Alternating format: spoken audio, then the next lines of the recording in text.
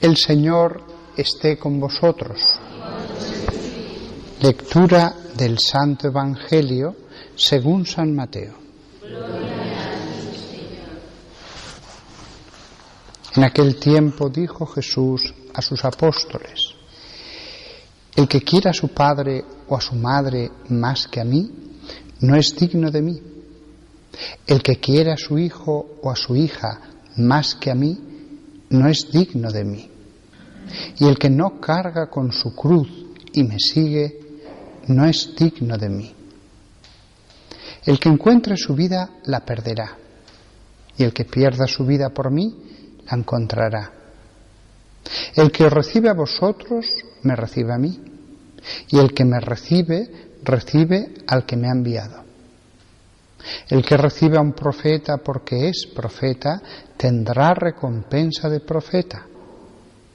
Y el que recibe a un justo porque es justo, tendrá recompensa de justo. El que dé a beber, aunque no sea más que un vaso de agua fresca, a uno de estos pequeños, solo porque es mi discípulo, en verdad os digo que no perderá su recompensa.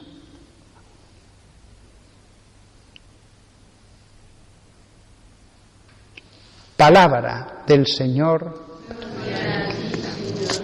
Leantor nostra delicta.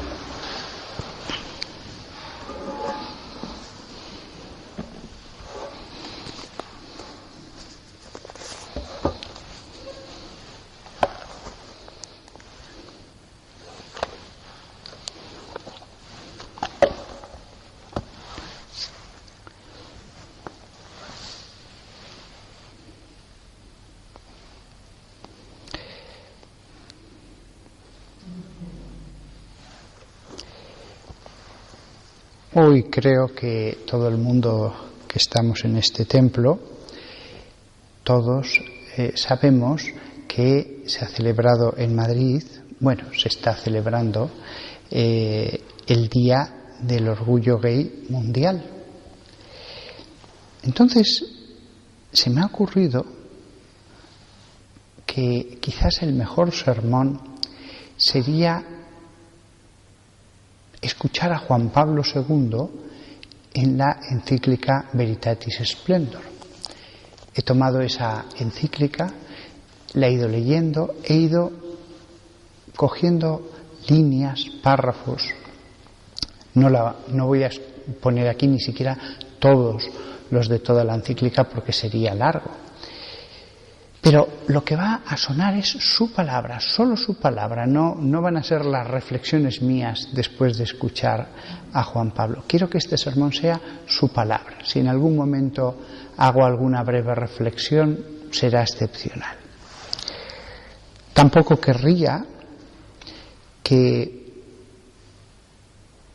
escucháramos la voz de ese pastor como contrapuesta a el enfoque, el espíritu de nuestro actual Papa Francisco. Los dos magisterios se complementan, los dos pueden ensamblarse en continuidad. Al escuchar ahora a Juan Pablo II, me gustaría poder pronunciarlo todo con el tono de voz que él tenía, porque estas palabras que voy a decir, con su tono, su voz, su mirada, incluso su rostro, formaba parte del mensaje.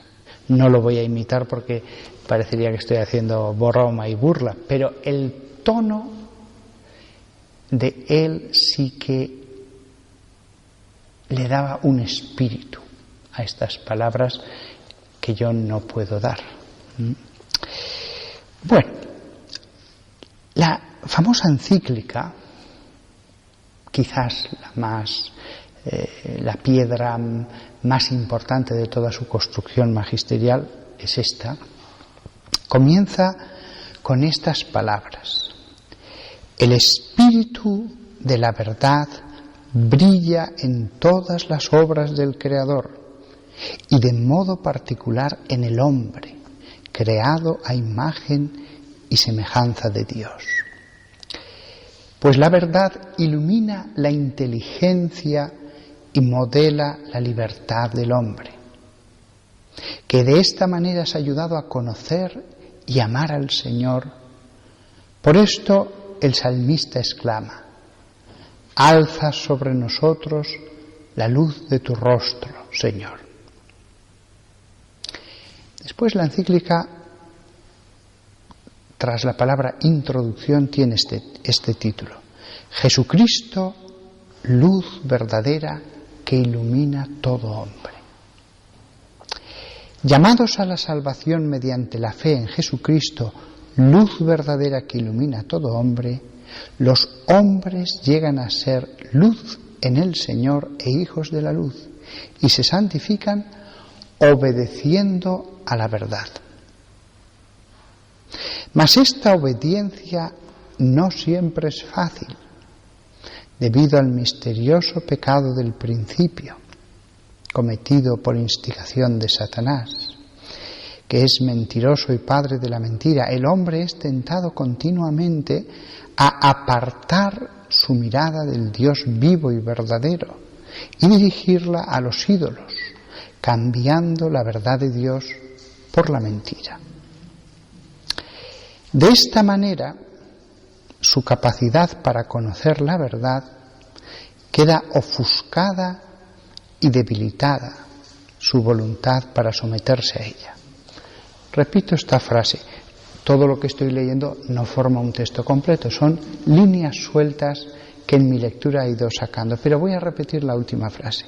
De esta manera, su capacidad para conocer la verdad queda ofuscada y debilitada su voluntad para someterse a ella. Y así, abandonándose al relativismo y al escepticismo, busca una libertad ilusoria fuera de la verdad misma. Pero las tinieblas del error o del pecado no pueden eliminar totalmente en el hombre la luz de Dios creador.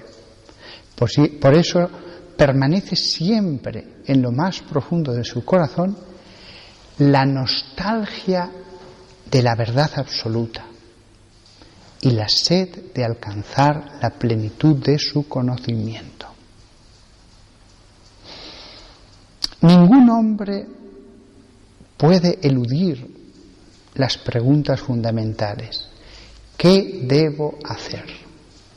¿Cómo puedo discernir el bien del mal? La respuesta es posible solo gracias al esplendor de la verdad que brilla en lo más íntimo del espíritu humano. Como dice el salmista, muchos dicen: ¿quién nos hará ver la dicha? Alza sobre nosotros la luz de tu rostro, Señor. Más adelante dice: realmente el misterio del hombre solo se esclarece en el misterio del Verbo encarnado. Esta frase es muy importante y la voy a repetir. El misterio del hombre solo se esclarece en el misterio del Verbo encarnado. Continúa el Papa. Jesucristo, luz de los pueblos, ilumina el rostro de su Iglesia, la cual es enviada por Él para anunciar el Evangelio a toda criatura. Así la Iglesia ofrece a todos la respuesta que brota de la verdad de Jesucristo y de su Evangelio. Esta frase es especialmente bella y la he meditado un rato. Así la Iglesia ofrece a todos la respuesta que brota de la verdad de Jesucristo y de su Evangelio. Continúa más adelante el Papa. Los pastores de la Iglesia, en comunión con el sucesor de Pedro, están siempre cercanos a los fieles en este esfuerzo. Los acompañan y guían en su magisterio. En nombre y con la autoridad de Jesucristo, han exhortado denunciado, explicado por fidelidad a su misión y comprometiéndose en la causa del hombre, han confirmado, sostenido, consolado con la garantía de la asistencia del Espíritu de verdad. Han comprometido a una mejor comprensión de las exigencias morales en los ámbitos de la sexualidad humana, de la familia. El Papa menciona otros ámbitos. Pero quiero reparar en estas palabras del Papa. Han confirmado con la garantía de la asistencia del Espíritu de la verdad. Con la garantía de la asistencia. Que el resto de la sociedad, ahora hablo yo, no habla el Papa, que el resto de la sociedad piense lo que quiera del magisterio de todos los obispos como un coro. Pero nosotros sabemos que lo que dijo Juan Pablo II, con la garantía de la asistencia del Espíritu de verdad, han contribuido a una mejor comprensión de las exigencias morales. Por eso os decía antes que el magisterio de Juan Pablo II y el de nuestro actual Papa Francisco y el de Benedicto XVI forman una continuidad. ¿Por qué? Porque lo dice el mismo Juan Pablo II, con la garantía de la asistencia del Espíritu de verdad. Si solamente nos tuviéramos que fiar de pobres hombres, los hombres se equivocan, por buenos que sean. Pero claro, si tienen la garantía de la asistencia del Espíritu, pues entonces eso cambia. La garantía, el mismo magisterio explica dónde está esa garantía y dónde no. No es este el motivo del sermón, el tema del sermón. Pero el mismo magisterio nos dice en qué se puede equivocar un pastor y en qué no. El magisterio de todos los obispos como un coro, allí está el Espíritu Santo. Pobres hombres como nosotros, sacerdotes escogidos de entre los sacerdotes que son ordenados obispos, pero sin embargo, a pesar de ser pobres hombres, el Papa lo dijo, han exhortado, denunciado, explicado por fidelidad a su misión y comprometiéndose en la causa del hombre, han confirmado, sostenido, consolado, con la garantía de la asistencia del Espíritu de verdad, han contribuido a una mejor comprensión de las exigencias morales en los ámbitos de la sexualidad humana. Ahora hablo yo, su magisterio no ha sido que no entiendan, que no comprendan a los otros, que estén anclados en el pasado. No, no. Han contribuido a una mejor comprensión de las exigencias morales.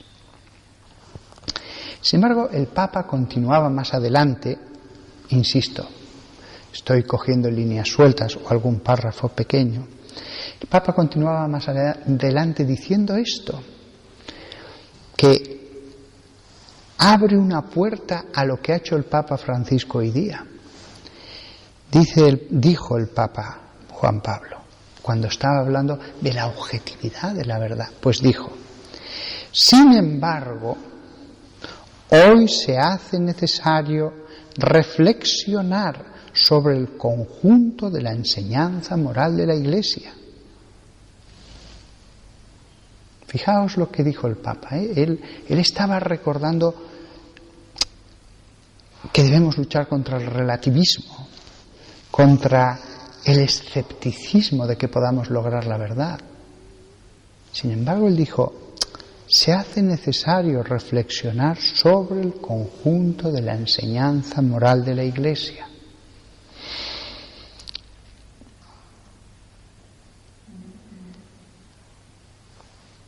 Bueno, voy a continuar para acabar ya el sermón con unas pocas líneas más. Ha venido a crearse una nueva situación dentro de la misma comunidad cristiana en la que se difunden muchas dudas y objeciones de orden humano y psicológico, social y cultural, religioso e incluso específicamente teológico sobre las enseñanzas morales de la Iglesia. Se rechaza la doctrina tradicional sobre la ley natural y sobre la universalidad y permanente validez de sus preceptos. Se consideran simplemente inaceptables algunas enseñanzas morales de la Iglesia. Se opina que el mismo magisterio no debe intervenir en cuestiones morales más que para exhortar a las conciencias y proponer los valores en los que cada uno basará después autónomamente sus decisiones y opciones de vida. Fijaos que el Papa dice, no, que la Iglesia proponga, aconseje, pero uno autónomamente es el que toma va a crear su propia moral. Dice el Papa, ¿es posible obedecer a Dios y por tanto amar a Dios y al prójimo sin respetar en todas las circunstancias estos mandamientos? Está también difundida la opinión que pone en duda el nexo intrínseco e indivisible entre fe y moral, como si sólo en relación con la fe debieran decidir la pertenencia a la Iglesia y su unidad interna, mientras que se podría tolerar en el ámbito moral un pluralismo de opiniones y de comportamientos dejados al juicio de la conciencia subjetiva, individual, o a la diversidad de condiciones sociales y culturales. Acabo con este párrafo. Me dirijo a vosotros, venerables hermanos en el episcopado, que compartís conmigo la responsabilidad de custodiar la sana doctrina. El Papa, entre comillas, sana doctrina, porque es una expresión que aparece en la segunda carta a Timoteo. Responsabilidad de custodiar la sana doctrina. Después el Papa continuaba, yo ya no continúo, con aquel pasaje evangélico que va a reflexionar en la siguiente parte de la encíclica largamente, dándole vueltas, pensando que se le acercó uno y le dijo, Maestro, ¿qué he de hacer de bueno para conseguir la vida eterna? Hacer de bueno, ¿qué hacer?